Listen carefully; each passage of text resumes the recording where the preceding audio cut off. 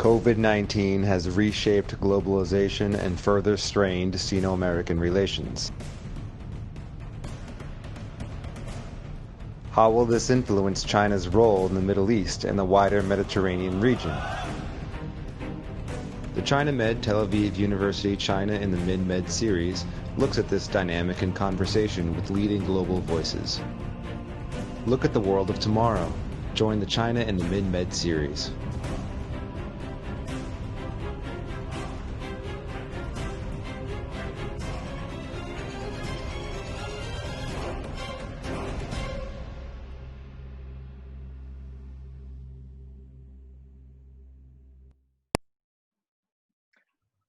Good morning and welcome to the ChinaMed Tel Aviv University China and the Mid-Med series.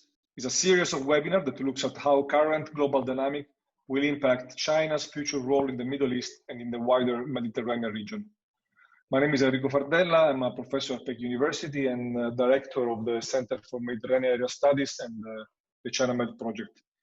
Next to me, the co-host of this program are Professor Risela, the chair of the East Asian Studies Department at Tel Aviv University, and Brandon Friedman, the Director of Research at the Moshe Dayan Center at Tel Aviv University.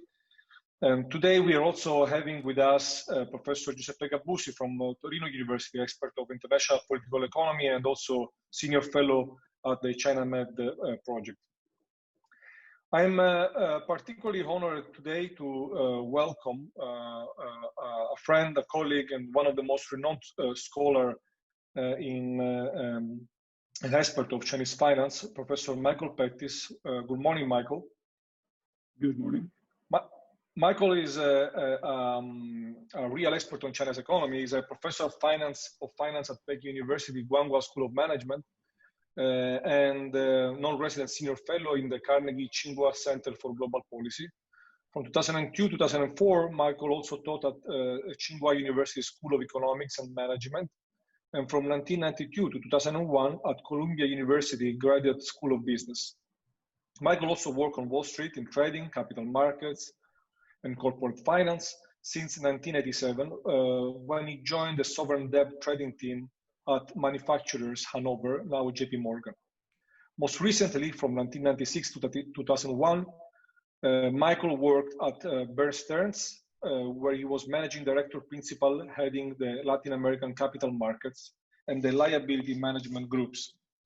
In addition to trading and capital markets, Michael also has been involved in sovereign advisory work, including for the Mexican government on the privatization of its banking system, Republic of Macedonia, and South Korea Minister of Finance.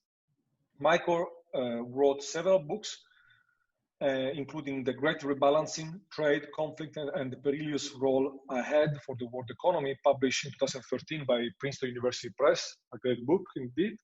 And today, Michael is here with us to talk about his new book, just been published by Yale University Press. It's a book that Michael co-authored with Matthew Klein, the economics commentator at Barron's. And the book titled Trade Wars Are Class Wars. The volume traces the origin of today's trade wars to decisions made by politicians and business leaders in China, Europe, and the United States over the past 30 years. Decisions that serve the interest of the rich at the expenses of workers and ordinary retirees, and caused the present global economic distortions and the political rhetoric that derives from them.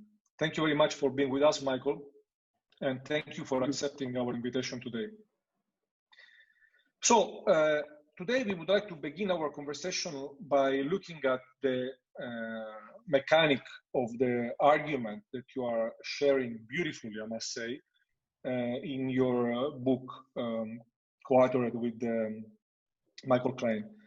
So maybe you want to tell us a bit how your argument works, and then we can analyze it more deeply. Sure. The basic argument, which we don't really invent, we're, if anything, reviving it, was made as far back as the end of the 19th century, most famously by the British economist John Hobson and his contemporary, the American economist Charles Arthur Conant.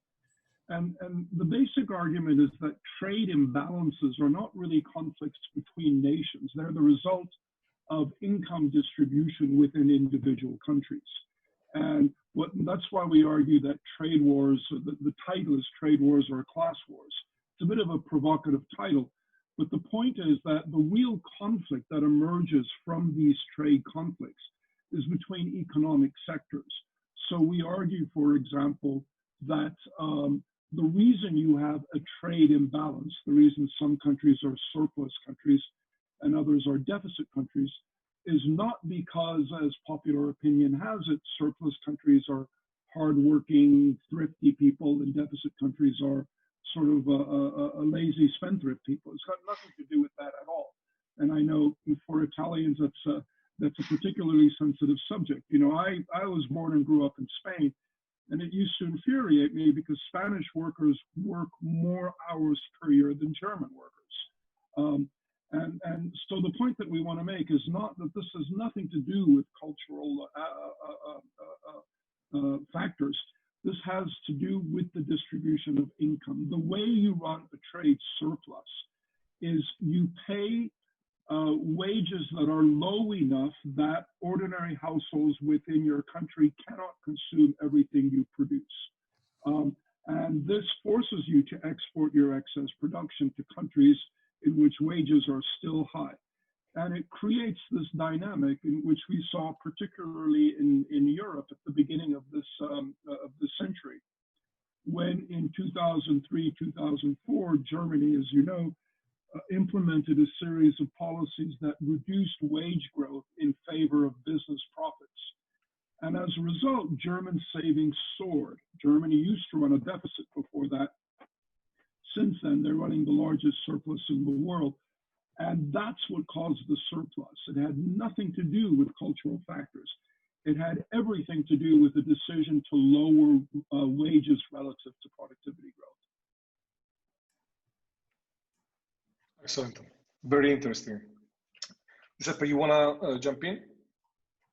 Yes, Michael. I think, you know, the book really gives us a very, very I would say, a very comprehensive picture of, you know, all issues going on now in global political economy, and I think it's a right way to look really at the global scennario and putting together politics, economics, and also, you know, making it clear that it's more and more difficult nowadays to understand global political economy without understanding internal domestic politics and also policy choices. And as an IP scholar, I think this is really interesting, because also in academia, you know, you have, you know, the traditional IR scholars, and then you have the economists,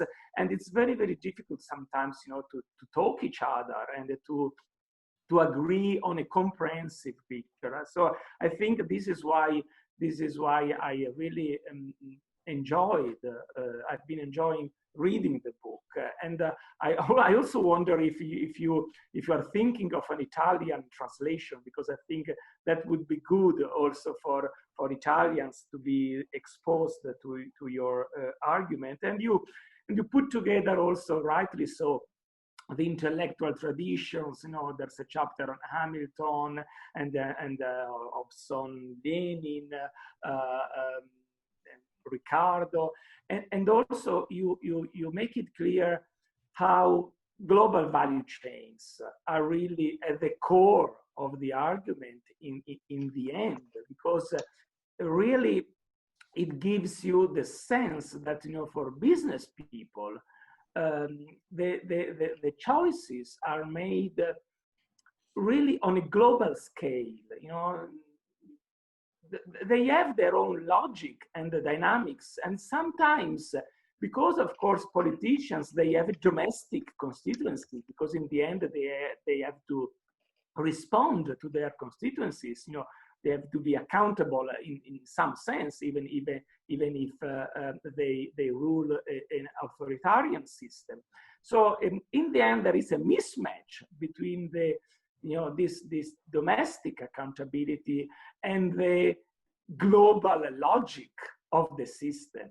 That's why in the end, you have this kind of, I wouldn't say conspiration, but in the end, there was like the elites in surplus countries and the financial elite in deficit countries like the US, basically, acting in a way that in the end increased the repression of labor and the compression of salaries. So decreasing wealth, income, and in the end, consumption of households. So that's why this combined with the austerity policies in Europe created this anti-elite sentiment, and in the end generated populism. So I think that this is a very, very rational way to look at the general picture. And I'm now wondering if in this kind of post-COVID or quasi-post-COVID-19 situation, you can see some changes, some coming to terms with these imbalances. And I can look at Europe, I can look at China, and maybe I can start with two questions together, one on Europe and the other one on China. And the first one is about the European Union. Of course, you advocate a kind of common fiscal policy in the European Union, because otherwise the Euro system cannot properly work in the right direction. So do you think that the latest Franco-German proposal of a recovery fund is a step in the right direction? I mean, why did Angela Merkel, in your opinion, change her mind? And maybe I'm just wondering if German elites, in the end, finally, they are aware, they've become aware of their shortcomings in pursuing the same kind of austerity policy, the same kind of ideology of basically that was behind the choices that Germany made. And how also could like deficit countries like Italy, for instance, convince the Netherlands or countries in the north to drop their opposition to the fund, and maybe explaining them rationally, explaining why they should also buy this story of rebalancing in a way the imbalances in Europe. And the second one is about China. Do you think that this new, very strong anti-China stance coming from the White House and is coming in general from the American elite, across parties and in the public opinion, do you think that this would give, in the end, an excuse to President Xi Jinping to tackle the vested interests that are preventing maybe China from shifting towards more redistributive policies, which could in the end raise household consumption and mainly addressing the imbalances in the end. So are we going to see some hopeful signs of a change in the right direction with this post-COVID-19 situation, or are you less optimistic than I am? Well, I think one of the things we learn from looking at the historical precedents, and it's interesting how many historical precedents there are 1920s and 1930s being the most obvious, but previous periods too. And what we see is that imbalances always rebalance. This is just basic systems theory. imbalances will rebalance, but there are different ways that they can do so. In the case of China, when the trade wars started, and by the way, I think it's a real mistake to look at the trade conflict as if it's a Trump-Xi thing. The trade conflict was going to happen anyway, and the contraction in global trade as a share of global GDP actually began around 2011, 2012. And if you look at the graph without any dates, you can't really pick when Trump became president, because there is no change in the direction in the slope of the curve. It continues to contract.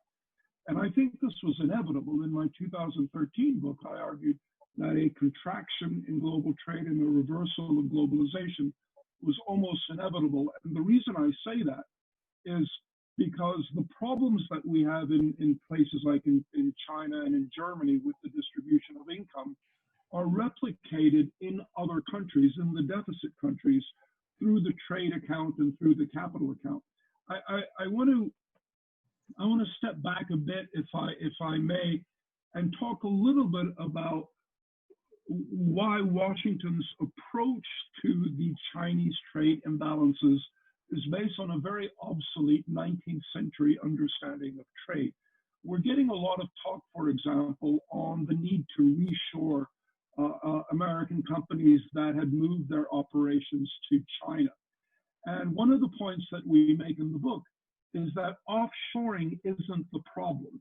In a well-functioning trading environment, in the classic Ricardian environment, which, by the way, we don't live in at all, the way offshoring works is very straightforward. If an American company finds it more efficient to move its production to China and to sell back into the US, then it does so. And by moving into China, it increases... Michael, forgive me if I interrupt you. Sorry, I really apologize. It was very interesting, but apparently, if when you're moving, I don't know if you guys it's the same for you, Brandon. You have the same problem with the video. Yeah. So the video stalled for in the last minutes and so. Okay. I didn't have that problem.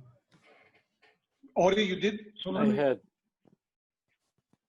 that problem. Okay. So sorry, Michael. This is good. I apologize, Brandon. I think that if you are then, since you are the recorder, the one who is recording, so you choose. Okay, I'm not going to interfere anymore. Okay, I apologize, Michael. It was very interesting. So let's let's start again from the trade being 19th century trade. I mean, trade conflict being a 19th century problem, or a 19th century approach. Okay. Okay. What I want to do is to talk about this whole issue of offshoring, which I think is very illustrative of the way Washington's approach to the trade conflict is based on a pretty obsolete 19th century view of trade. In the classical trade framework, if we lived in the Ricardian world, which by the way we don't, but if we did, there wouldn't be a problem with an American manufacturing moving its production to China to take advantage of more efficient, cheaper labor or whatever. Because what would happen then is that the American manufacturer would move to China, it would hire Chinese inputs, including labor, it would pay for those, and then the increase in Chinese income would cause an increase in Chinese consumption and an increase in Chinese imports that directly or indirectly would benefit American manufacturers. So in a well-functioning world, offshoring isn't a problem, because what it does is it moves less efficient manufacturing outside of the US and brings and strengthens more efficient manufacturing by increasing their ability to export to China. That's how it's supposed to work. That's not how it actually works. And the reason is not the offshoring itself. The reason is that when you move the factory to China, Chinese workers are paid such a low wage relative to their productivity that they're simply unable to consume a substantial portion of what they produce. So in the US and Europe, if you produce 100 euros worth of goods and services, you typically get paid 70, 80 euros, whatever, and you're able to consume a big chunk of it. In China, you're paid 50. So as a result, your consumption is very low and your savings are very high. Now, any dollar that goes from China to the US must be recycled back to, that goes from the US to China must be recycled back to the US. That's how the balance of payments works. And the problem in China is that when they recycle that dollar back to the US, they don't do it in the form of imports. They do it in the form of asset purchases, right? And that's the problem with Germany and Italy, Germany and Spain. The money is not recycled in the form of imports, it's recycled in the form of asset purchases. German capital flows into Spain and into Italy and into other countries. Chinese capital flows into the US. Now, is this a good thing or a bad thing? Well, it depends. If you are a developing country in which investment is constrained by the lack of domestic savings, which is common among developing countries, in that case, receiving capital rather than exporting could be a good thing. This is what happened to the United States in the 19th century. It received tons of British and Dutch capital, and this allowed Americans to invest far more than they otherwise would have because the savings rate was too low to meet the full investment needs of the country. But in today's world, we don't face a savings constraint for advanced economies. You look at the US, interest rates are at the lowest in history. The market is flooded with liquidity. American companies, prior to COVID anyway, were sitting on huge hordes of cash and they didn't know what to do with it. So if you export additional savings to the US, it's not going to increase investment. They don't need more savings. What it does is it means that there is a net reduction in global consumption. And that's the problem. That's how this is replicated. So that's why we argue that the real problem is really a distribution problem. Now, you asked about Europe, and it just seems to me that Europe within itself replicates all the problems of a globalized world, but much more intensely, because countries within Europe have absolutely no defense against massive capital inflows from other European countries. Because you have a common currency and a common interest rate. So as a result, in the early part of the last decade, when German savings went from slightly less than German investment to massively above German investment, German savings soared after the Hartz reforms, which transferred income from workers to business profits. The classic supply side framework tells us, well, that's great, investment will go up, but investment won't go up. Investment actually went down in Germany as a share of GDP. And all of that excess savings was shipped into so-called peripheral Europe, massive amounts, among some of the biggest amounts we've seen in history. And how does a country react to that? If Spain or Italy were developing countries in which investment needs were extremely high, but there simply wasn't the capital available, then that would have been great. Those countries would have used that inflow of savings to invest productively and grow very rapidly. But as advanced economies, that wasn't the problem. Interest rates were actually negative in real terms in countries like Italy and Spain. And as a result, if investment doesn't go up, savings must go down. This is one of the, I think, hardest parts of our book to understand. Last week, I did a podcast with my favorite living historian, Adam Tooze, and he said that this was the part that really shocked him. The idea that a country like the United States or countries in peripheral Europe have no control over their current account was the real shocker. And I would argue that the reason is because we focus on the trade side of the imbalances, which is what we should have done in the 19th century, when the capital side was simply trade finance. Most capital flows were trade finance. But today, capital flows are independent. So if Germany increases its savings way above its investment rate, it must do something with those savings. And the easiest thing to do is to pour them into the rest of Europe. So countries like Spain ended up with massive capital account surpluses over which they had no control. And the necessary corollary of a capital account surplus is a current account deficit, right? They have to balance. So these countries had to run deficits, but not good deficits. That is a surge in investment, but rather bad deficits, a collapse in savings. It's got to be one or the other. And in the case of advanced economy, it's always a collapse in savings. And how do savings drop? Well, I won't bore you with all the details, but there are basically three ways. An increase in household debt, which we don't want, an increase in the fiscal deficit, which we don't want, or an increase in unemployment, which we want even less. And that's really the problem with trade. In a well-functioning world, moving manufacturing around isn't the problem. The problem is in the way the returns or the profitability or business revenues, or however you want to think about it, how they are distributed among various sectors within the economy. I'm sorry if that's a little bit long-winded. No, it makes sense. Thank you, Michael. Actually, I thought that was fascinating and helpful. I wanted to relate to the point you made in your comment regarding a net reduction of global consumption and related to a portion of the book in which you dealt with the BRI in chapter 4. And you mentioned that the real promise of the BRI for China is that it will create new demand for Chinese exports of manufactured goods and construction services throughout the regions in which the BRI is being rolled out.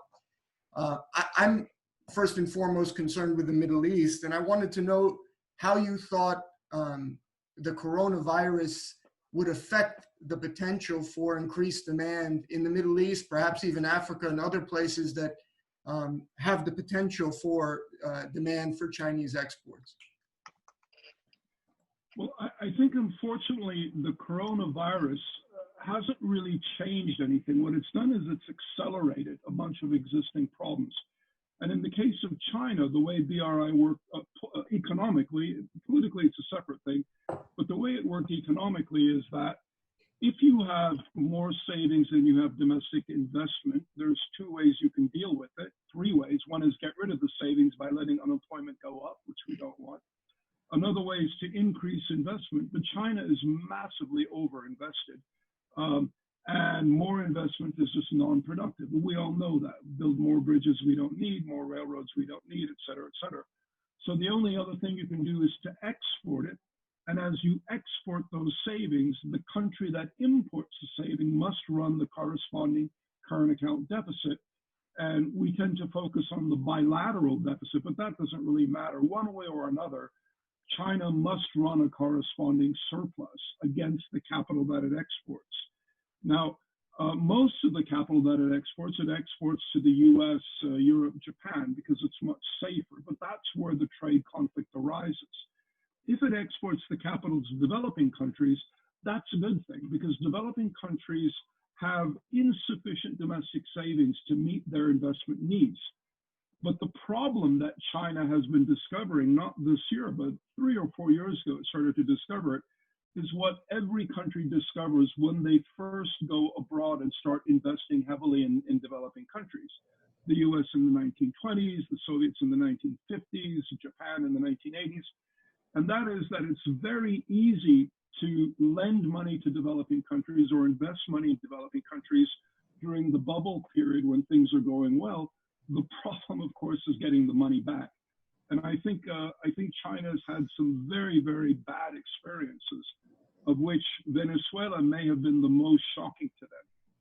And as a result, I think that BRI, even before COVID-19, BRI investment abroad was contracting. I think there was this real concern that we're not getting the money back. And I think COVID-19 has made that much worse, because I think it's been terrible for developing countries. Ori. So, two quick questions. First, in a sense, you outlined the problematic nature for a developed country when it gets more investments from outside of it, right? There's a problem with that. So here, the question is, what happens when we have this dynamic of Chinese investments growing within our region, the Mid-Med, what we call the Mid-Med, the Middle East Mediterranean, when it goes to those developed countries, and what kinds of economic relationships are built accordingly, and how that perhaps exacerbates other problems. I'll stick to that question first. Well, I think that's a very important question, because the way countries resolve domestic demand deficiencies is to run current account surpluses.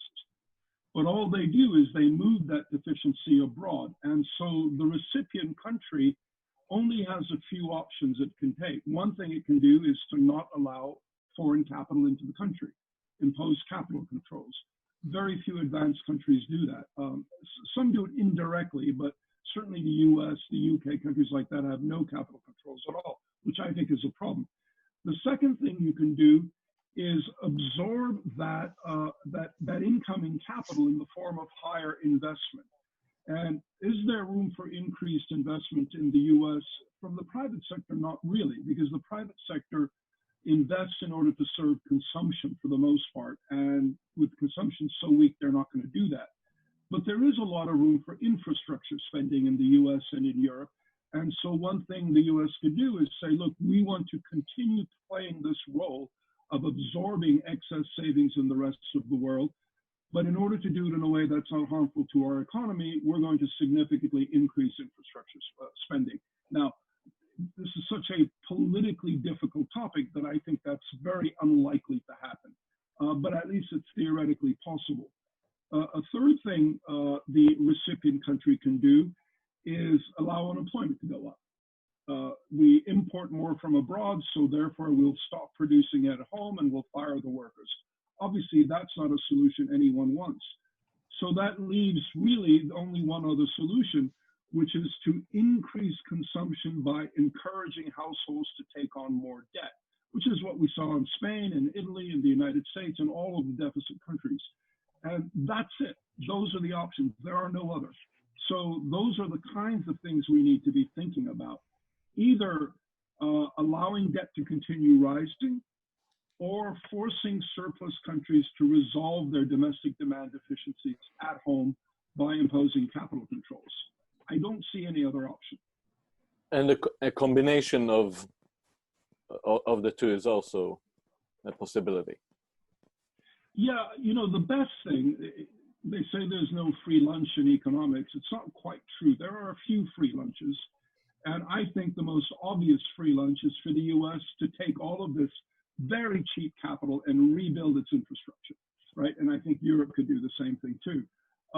But I'm not going to try to judge the political likelihood of that happening, but that would be the best thing to do. If everybody wants to give you money for free, then use it productively if you have productive opportunities to invest it. But barring that, the options are either you allow domestic debt to rise, you allow domestic unemployment to rise, or you don't allow the money to come in. Thanks. If I can follow up, before we keep going on the Mid-Med, one quick question about China itself. Because when we're talking about China, obviously we're talking about many different Chinas in the sense of the huge differences between different provinces and so on and so forth. Do you see this kind of mechanism going on within China in the ways that the central government, for example, lends money to provinces, and the issues of loans and basically the domestic challenges that later on inspire the central government also to get some of the investments going outside of China? Well, the problem with this, I think, is, first of all, China's growth model is not new. At least 24 countries since the Second World War have had these investment-driven growth miracles. And you could argue that it was probably developed first in the Soviet Union and in Germany in the 1930s. And you can even trace parts of it back to the so-called American system of the 1830s and 1840s. The way the development model works, and I call it the Gershon-Krohn model because basically Alexander Gerschenkron explained how this works. He argued that developing countries have two really big problems. One is the lack of savings for their domestic investment needs. They have high investment needs, low savings. So the solution, there are two solutions. One is to depend on foreign investment, but that's really risky. And the other is to boost the domestic investment rate, which you do by constraining consumption. And the easiest way to constrain consumption is to reduce the household share of GDP, because it's households that consume, not the rich, not businesses, and not governments. The other thing he argued was that developing countries have a very bad track record of investing in necessary long-term infrastructure. So his recommendation was centralize the investment process. And that's exactly what China did, like many other countries. And as in almost every other case, this was a wonderful idea. And the reason is because in the 1980s, after 5 decades of anti-Japanese war, civil war, and Maoism, China's investment was incredibly low, even for its level of development. It had nothing. It had 4 commercial airports, no modern bridges, no subway system, no manufacturing capacity, nothing. So forcing up the savings rate and piling it into investment, any type of investment, it doesn't matter how clever you are at picking investment, it's going to be productive and good for the economy. And so they did this. They had the highest investment rate, highest investment growth rate in history, and the highest investment share of GDP in history. Those are 2 different things. And the longest period of rapid investment growth in history. So this was very good in the beginning because China needed this much investment. It only had that much. And so the soaring investment brought it up to the point at which finally it was more or less correctly invested for its level of development. And here's where I think it's very important to read Albert Hirschman, because Hirschman argued, and I think he's completely right, that not all countries have the same ability to absorb investment. The difference between a rich country and a poor country is not that rich countries have more bridges. It's the other way around. Rich countries have more bridges because they're rich, and they're rich because they have the set of institutions, political, legal, financial, educational, cultural, whatever you like, the set of institutions that allow workers and businesses to operate more productively. So once you catch up to that point, then you do institutional reforms. But as Hirschman pointed out way back in the 1970s and 80s, nobody does that. They keep bringing investment up. Once they reach that more or less that level to absorb it, they continue with the same very successful policy, and investment becomes too high, and that's when you start to see the rapid increase in debt. And it's you know, Hirschman died before the Chinese miracle, but he could have been describing it perfectly. And I think that's what we've seen in China. We're still addicted to supply-side reforms and investment to generate growth long after those were no longer the right policies, right development policies.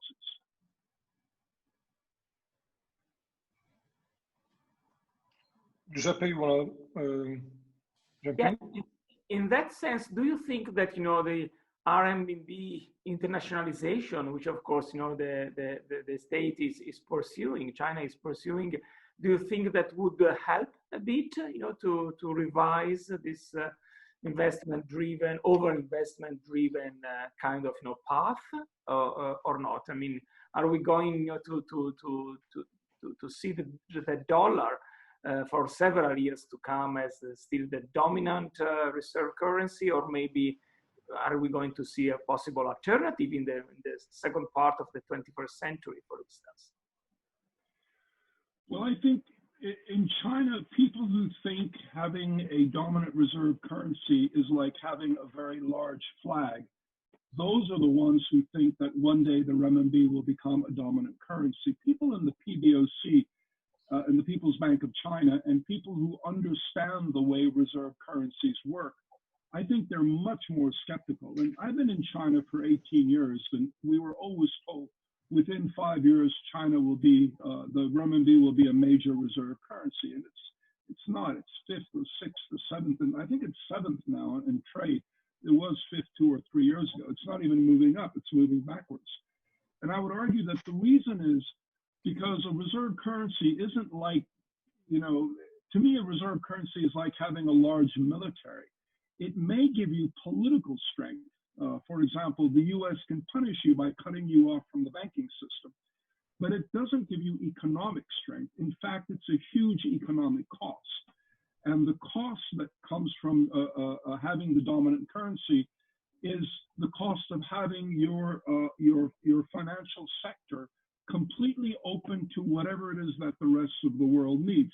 Consider the last 100 years when the dollar was either one of the two dominant currencies in the 20s and 30s or the dominant currency thereafter. You'll notice that it comes in two neat 50-year phases. The first 50 years, the US was always a net exporter of savings. And the second 50 years, the US has always been a net importer of savings. It's always run a current account deficit. Now, is this a coincidence? I would argue no, not really, because the first 50 years, from say 1920 to 1970, the world was characterized by two incredibly destructive world wars. And why does that matter? It matters because all of the developed nations of Europe, Japan, etc., had their incomes destroyed by war and increased their investment needs. They had to basically rebuild. So they had insufficient savings for their domestic needs. What they really needed, the role for the US to play was as an exporter of savings. And the US ran huge current account surpluses during that period. It was an exporter of savings. By the late 60s, 1970s, Europe and Japan were substantially rebuilt. And as a result, their income levels and their savings went up and their investment needs came down. And what they now really needed was a place to park excess savings, or to put it in a different way, they needed a place to get additional demand. And you'll notice that the US, and frankly, all the financial systems similar to that of the US, the so-called Anglo-Saxon economies, England, Australia, Canada, the United States, they all went into deep and persistent deficits around that time. Australia and Canada from time to time emerge from deficit when commodity prices are high, but they're mostly deficit countries. England is always a deficit country. The US is always a deficit country, which, by the way, trade theory tells us is impossible. You can't run persistent deficits unless you are a developing country, and you can't run persisting surpluses. And yet the US has run 50, 60 years of large deficits. And I would argue that's what it takes to be the dominant reserve currency.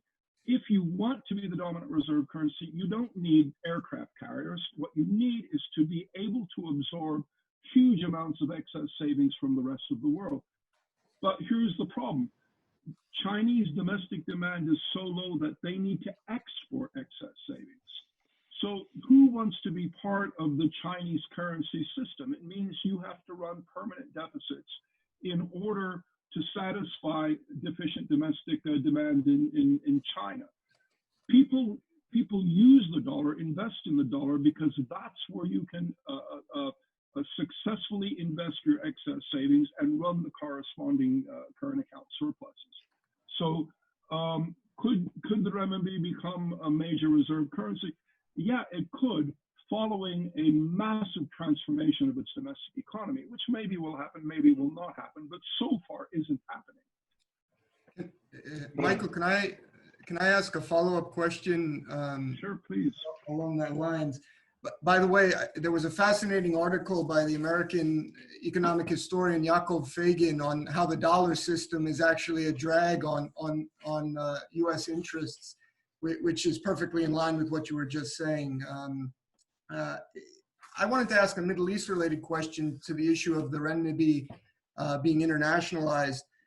We see in the Middle East that 4 of the largest Chinese banks have moved into Dubai or the United Arab Emirates in 2018. I think the Emirates cleared something like $6.5 billion worth of yuan transactions. I'm not an economist, so it's hard for me to put those numbers in their proper perspective. I wanted you maybe to explain to me and others what China's interest is in terms of making the Emirates a center of Chinese banking. And I realize that oil is tremendously important to China, and obviously perhaps there's an advantage in conducting trade in oil in yuan rather than in other currencies. But is there any other interest in making the UAE a banking center for China? Well, I think if I were China and I were concerned about potential geopolitical conflicts with the US, I would want to protect myself from dollar dominance in exactly the same way as I'd want to protect myself from American bases abroad. I'd want to undermine them. I think that what many people in China don't understand, those who are most eager for that, is that it's not just a question of calling someone up and saying, please, buy oil in renminbi. It doesn't, if you have an iPhone, you can buy oil in any currency you want, right? You've got a currency converter. No one's going to say that if you pay me euros for this barrel of oil, I'm not going to give it to you. I only accept dollars. No, you can convert euros into dollars at no cost. The denomination of the trade really doesn't matter.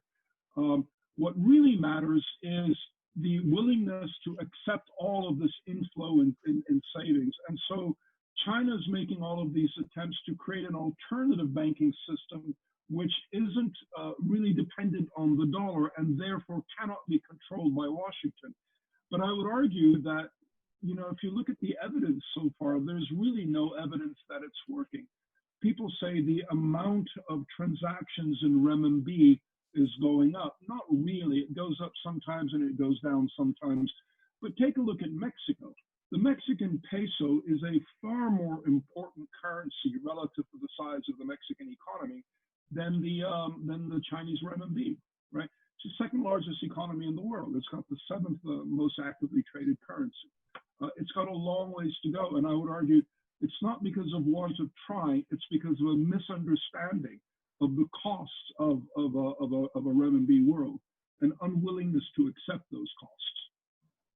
Thank you. Michael, if I may jump in, going back to the Trump administration and the China, say, policy of the Trump administration, what do you see like new steps being developed in the next month by the Trump administration in financial terms vis-a-vis China? For example, you mentioned capital control. Capital controls, I don't think are going to happen because I think Trump's main advisor on trade, Peter Navarro, really, I hate to say this, but I think he really does not understand trade, not in the 21st century, he doesn't understand it in the 20th century. But that doesn't mean that other people don't understand it. Two American senators, one a Democrat and one a Republican, submitted a bill on July 31st of last year, tasking the Fed with imposing a tariff on all capital inflows into the US and raising the tariff so that over a 5-year period there would be balance. Now, I was really surprised to see this because I think it's a good idea, but I thought it was going to take 15 years to get people to see the point, and it's happened very quickly. So I would argue that maybe not in the next year or two, but in the next 5 to 7 years, we may see a significant shift on opinion over this whole issue of unfettered capital flows. So that even rich countries like the US, Europe, Japan, will end up deciding that free capital flows don't really bring any economic advantages. By the way, you'll remember in the Bretton Woods, which was basically a conflict between Harry Dexter White's proposals and John Maynard Keynes' proposals, one thing they both agreed was that while free trade is a pretty good idea, neither of them were obsessed with totally free trade, but basically free trade was a good idea. They both agreed that there was no economic justification for free capital flows. So I think we're moving in that direction, and Matt Klein and I hope that our book is one more step in that direction. Thank you. If I can just add, your question was about things that Trump might do. I think there's a lot of things he might do.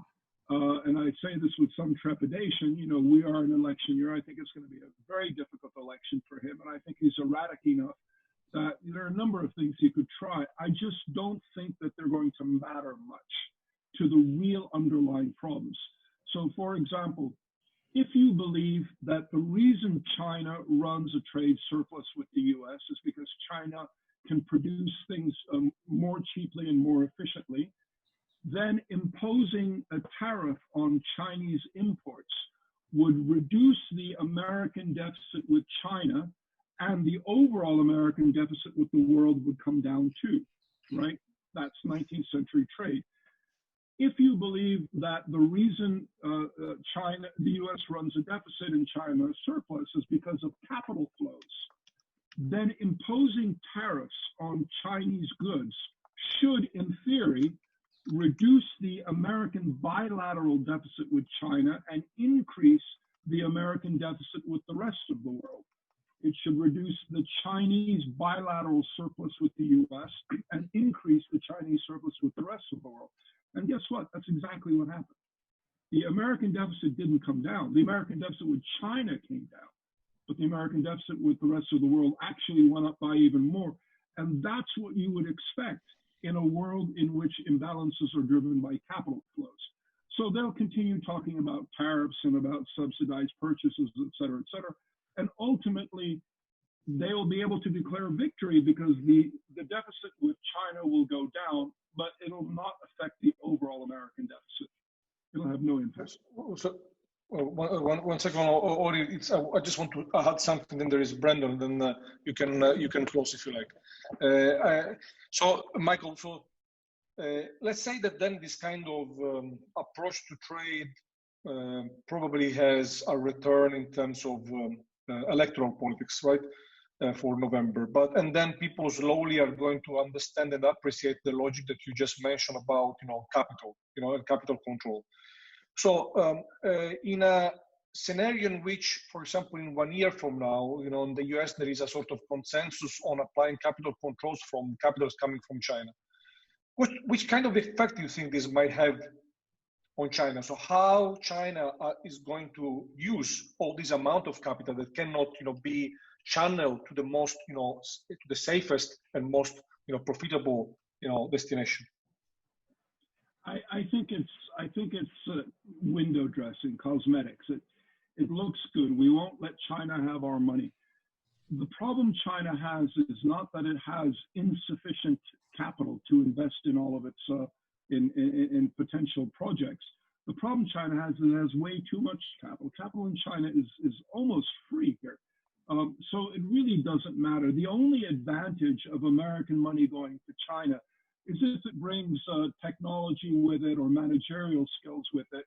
But that's not the type of capital they're talking about. They're talking about portfolio flows, which really don't matter.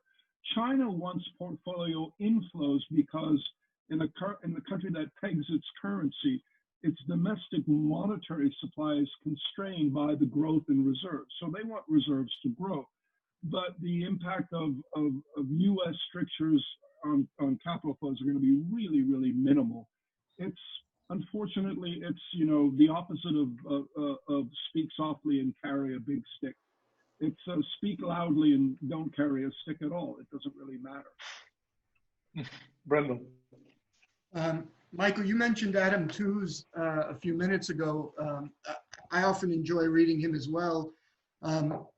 He's written a lot recently about the importance of swap lines in trying to restart the economies, particularly those in the developing world.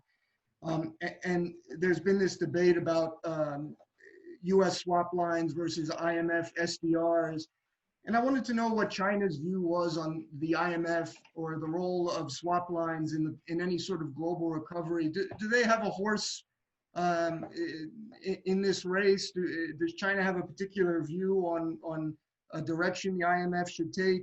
Or is China sort of standing aside and letting the US sort of sort this out? I guess that's my question. And it's a question that has a huge impact for the Middle East because there are several Middle East economies on the verge of collapse right now. And so this issue is not a theoretical one here. we could see the region go up in flames in the next decade if there's not some kind of assistance. Right. Well, one of the problems with the system that Matt and I are describing, and we're not unique here, I think most people would agree with us, is that the Fed is no longer the central bank of the United States. It's the central bank of the global financial system. And during a crisis, the system moves even more towards dollars than normal. So the question that we have is it good for the U.S. that its central bank is not focused primarily on U.S. needs, but on global liquidity? And I would argue it probably isn't. There should be a way of segmenting the domestic financial markets, which was the case up until the late 1970s, early 1980s. There were capital controls. There was an offshore dollar market and an onshore dollar market. Maybe we need to go back to that.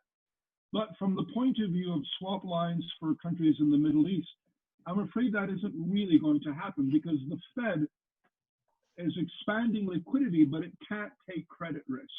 So it's expanding liquidity to countries like England, Europe, Japan, etc., countries with whom it believes it doesn't have credit risk.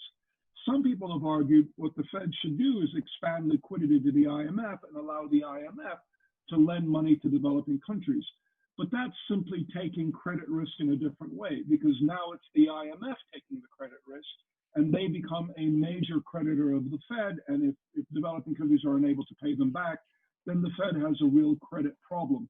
And while some people will say, well, fair enough, developing countries need the money, they certainly do. And we certainly should be putting together facilities that create credit and that eliminate the liquidity risk for some of the developing countries. But let's be very clear, that is a risky proposition which should be done for reasons that have nothing to do with monetary policy. It's not the role of the Fed to make lending decisions to developing countries. And I think if it did, I think that would be a much, much bigger problem, because now we have the Fed as the major central bank and development institution of the world. And I don't think it's well placed to play that role. Is that, does China feel that this is an issue that it will need to weigh in on at some point, given the existence of the BRI and its stake in the BRI, and the nature of the fact that the current crisis affects much of the developing world, and that is supposedly one of the big, I suppose, marketing headlines of the BRI? Yes, it's sort of a puzzle, but if you take an historical point of view, maybe it's not a puzzle. But one of the big advantages of having taught at one or the other of the two leading schools in China for 18 years, and I'm very close to many of my students, as Enrico knows, and some of them are now quite senior, and one of them is, for obvious reason, I can't give too much details, but he's quite senior in the entities responsible for lending to developing countries. And when the whole problem emerged in Venezuela 3 years ago, I remember going to him. Everybody was waiting for the IMF to come up with a restructuring of Venezuelan debt. And I remember going to him and saying, you know, half of the debt is Chinese debt. Why are you waiting for the IMF? Why don't you guys put together an intelligent, smart proposal to the Venezuelans for a real debt restructuring, and then bring everybody else in? It'll make you guys look great. And I remember he was terribly excited by the idea. And I even said, look, I'll help you. I have plenty of debt restructuring experience. I'll help you for free. And then he came back and said, no, it's politically too difficult. Nobody wants to be the one to recognize that we're not getting back 100 cents on the dollar. And I've seen this before. Official lending gets really caught up in the politics of window dressing. And until that changes, I think it's very hard for China to take the lead in this in the restructuring of developing country debt, because the fact is you're not going to get 100 cents on the dollar. You know, sorry, you're not, and you have to recognize that. And if you can't recognize that, you get these half-assed restructurings that, you know, every 2 years you have to go through the whole process again. And unfortunately, I think that's what's going to happen in the next several years. a bunch of very painful, theoretically unnecessary, but politically necessary restructurings that will keep growth, will keep developing countries from growing for many years. One thing we do know, and we saw this very clearly in the 1980s, is that during the permanent restructuring every few years of debt, economies simply don't grow because the uncertainty surrounding the restructuring is too great and nobody invests. And unfortunately, I think we're stuck with that. That was very helpful. Thank you. Ori, you want to close? Sure. I think that, correct me if I'm wrong, but much of our discussion so far has assumed a great deal of interconnectedness in the global economy. And one of the things that we've been hearing in the, let's say, at least a year and a half, is the discourse of decoupling, which comes mainly from from issues relating to technology, but you can't separate, technology, economy, and so on and so forth. So my question to you is, do you see this kind of discourse of decoupling affecting the economy or even happening? Is decoupling perhaps even something feasible economically in the type of world that we live in or that we can imagine for the next few years? Decoupling is going to be very painful, but not decoupling will be worse, in my opinion. I think we have to go through that. And the reason I say that is because in our sort of hyper-globalized system, and again, this is the real topic of the book, policies that repress wages in one country force other countries to repress wages. When businesses say, we would love to raise wages, but we can't. If we do, we lose competitiveness and we have to move everything abroad, and so we get no benefit from it. I mean, that's a self-interested argument, but it's also literally true. The way you gain competitiveness in today's world is you force down wages, either directly, like the Germans did it, they forced down the growth in wages, or indirectly by subsidies, by taxes, by depreciating your currency. There's a lot of ways of doing it. Destroying the environment is a way you effectively lower wages because the costs for households go up and their wages don't. There are many ways you can do it. But the point is that you have to do it if you want to remain competitiveness. Competitiveness is the great boogeyman of a globalized system. And as a result is when some countries take steps to reduce wages to gain growth at the expense of the countries, then other countries must follow suit. And as a result, you can never raise wages. I saw that was my connection okay? I saw a sign. It's been a little bit going in and out the last 30 seconds, but I can still hear you despite that. Okay. Yes, thank you. So if you believe like I do that income inequality is the most serious global economic problem, because income inequality is good when you are a developing country and you need high savings. It's bad in a world of excess savings. And we need to reverse income inequality. But how do we do it? If you raise wages, you take all of the costs of raising wages, but the benefits of raising wages bleed abroad because you lose relative competitiveness. So I think, I'm a big buyer of Danny Roderick's argument about globalization. In a globalized world, you have to give up control of your domestic policy. And I think the election of Trump, Brexit, Turkey, Hungary, everything we're seeing in the world, Brazil, China, you get the sense that people have had enough. We need to regain control of domestic policy. So I think decoupling is going to be very painful, but it's going to be inevitable. We have to decouple to a certain extent and then sort of rethink our global system. Very interesting. Thank you very much, Michael, and thank you all for this wonderful and stimulating conversation. Michael, I really hope that your new volume will get the success that it deserves. Thank you so much for letting us reading it and enjoying this wonderful conversation with you. And I guess we all meet in Beijing soon, hopefully. I hope so. Thank you so much. Thank you so much, Michael. Right on. Thank you, Ori, Brandon, and Giuseppe. Thank you very much. Bye.